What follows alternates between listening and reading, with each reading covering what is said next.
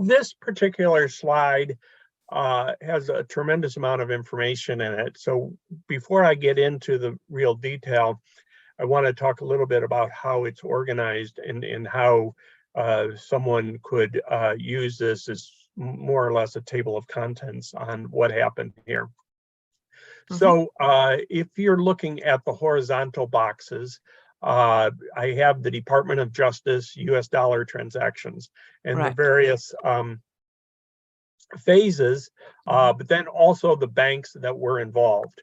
And since we talk very much as far as AML programs at banks, you know, these cases are each worth its own case study, whether it's RBS Coutts and JP Morgan, Goldman Sachs, Deutsche Bank, and there's actually quite a few other banks that are involved in these. Wow. And then when you go underneath the timeline, the Malaysian criminal actions, these were transactions that did not get a lot of play in the US papers. Almost all of the media came out of Malaysia or Singapore. You know, there would be, you know, occasional Reuters articles or New York Times articles or whatever, but the real heavy duty reporting came out of the local papers. But the raw materials they had was absolutely fascinating because they had over a dozen criminal trials with hundreds of witnesses that went on for years. And all of them, you know, put all of these facts into the public record. And then the very bottom one is both the very early transactions, more background of how Jolo got started, which would be a subject of a module that we'll do the next session, or some other things about how he covered it up within 1MDB, which is through a series of real estate transactions. And then finally, you know, as we get towards 2016, 2015, really how he was trying to have an exit strategy, including contracts with Chinese state-owned companies, which I find absolutely fascinating and sort of explains why he's still a fugitive from justice. Wow. And then in the very middle, we have the actual timeline. So you can see from the way that we do this, that, you know, we have 2007, 2008, those are his, you know, sort of beginning schemes, which really teach us a lot about money laundering and you know, how someone who's relatively unsophisticated, you know, tries to do it. And quite frankly, how he got caught on some of them. Then we go to 2009, 2010, you have both the US dollar transactions with the Good Star transactions where he embezzled, you know, 1.3 billion. But then we also have the real estate transactions that are occurring, which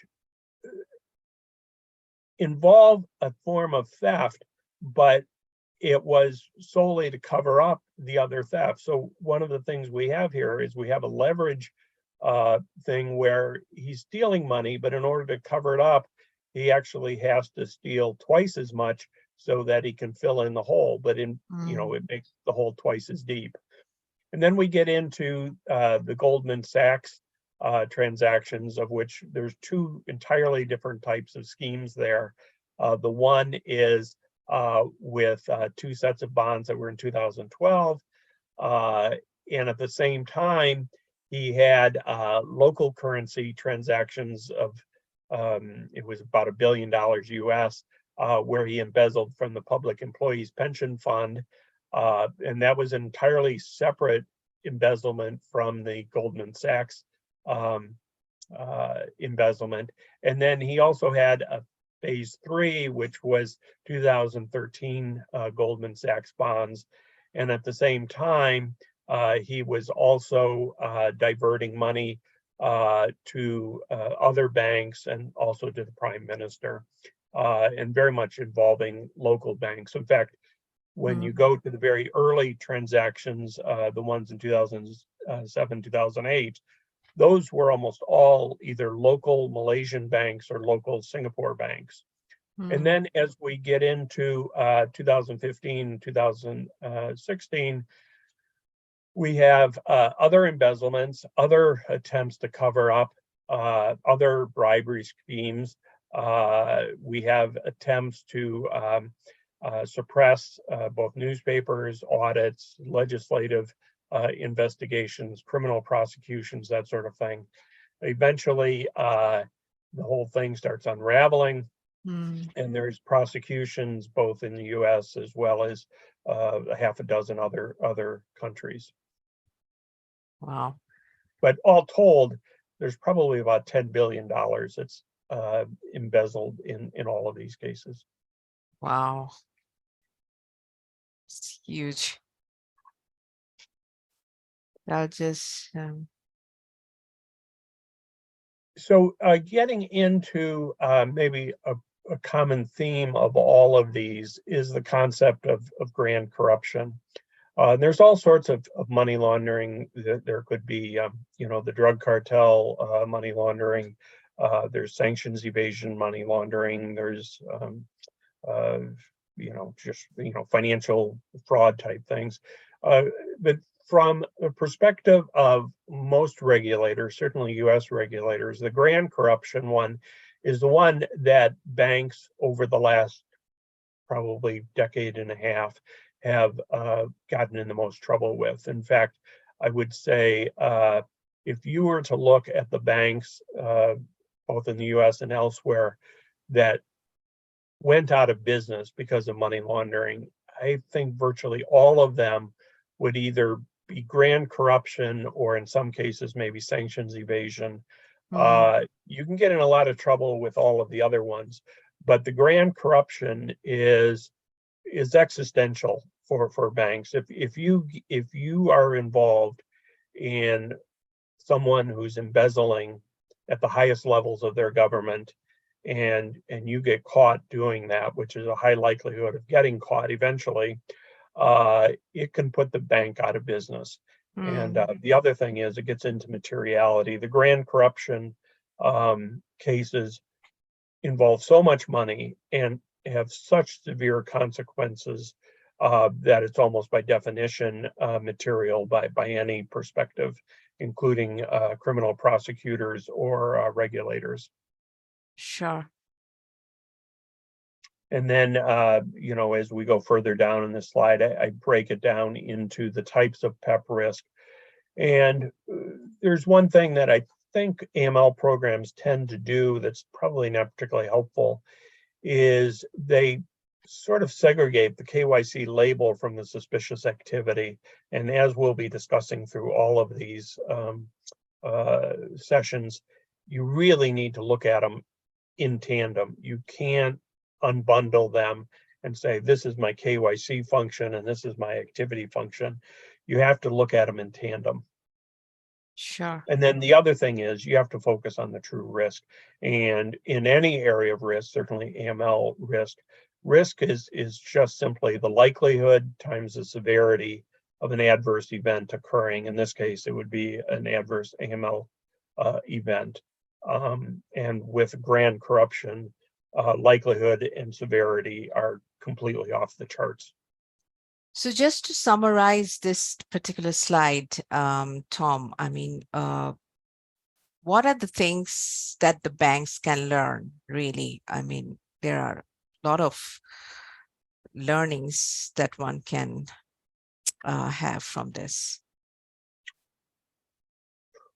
Well, if I had to summarize it just in 3 words, and I do have the 3 words at the end of the deck, it's purpose, not pageantry. You absolutely have to go in and look at the whole picture of your customer, and we'll explain that a little bit further in this deck, and just say, am I comfortable with this money going through me? Or is there a likelihood of this being a massive corruption scheme? Too often, I think banks look at this as sort of a regulatory checklist, and there's no quicker way to have your program fail than just to treat it as a checklist. And the other thing is, and we'll talk about this in a slide or two, this is not a pure 2020 hindsight where, you missed it, but, no one's going to be able to detect it.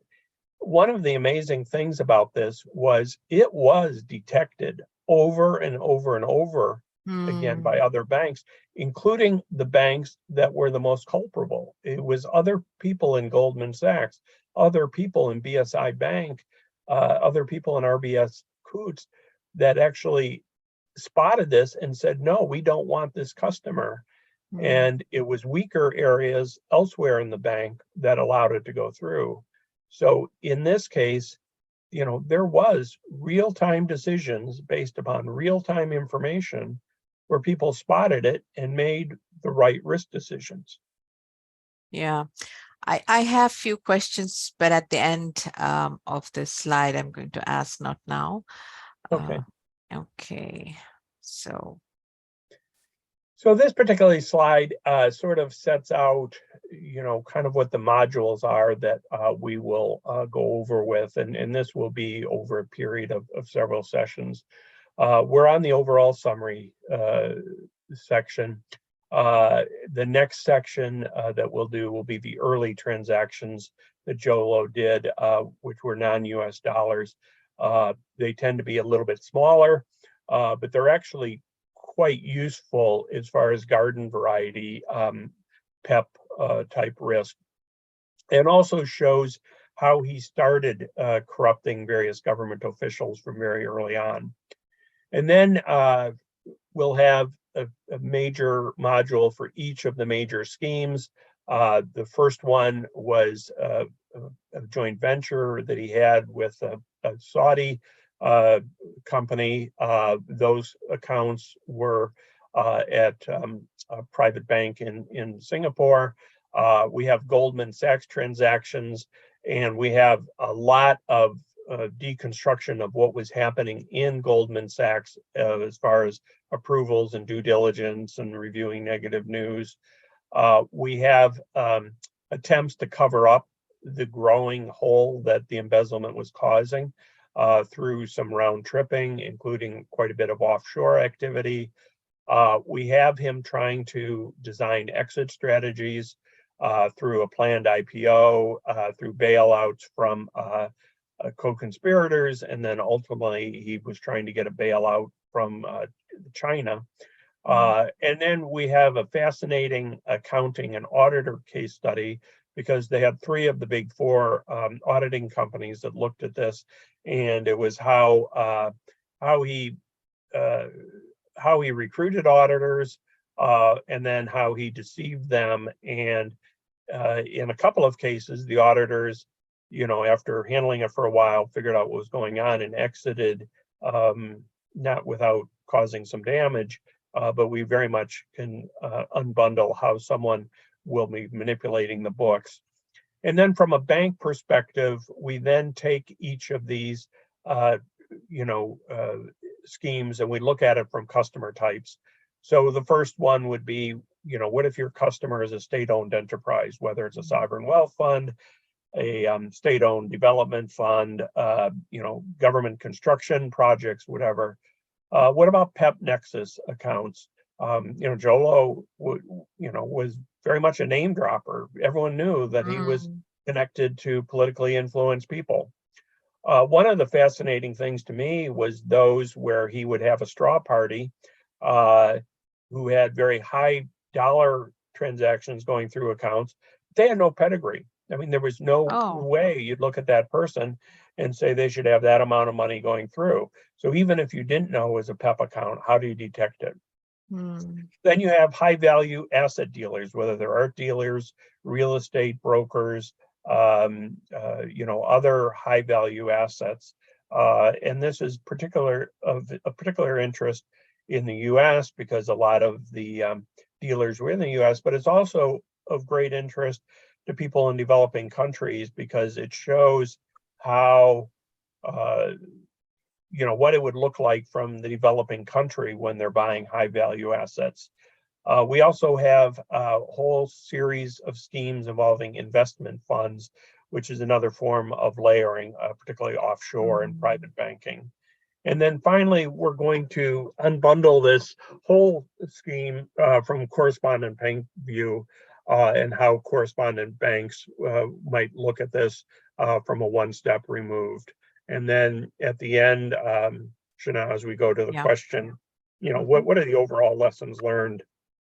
And I would say have a sense of purpose at whatever you do. Yeah, absolutely.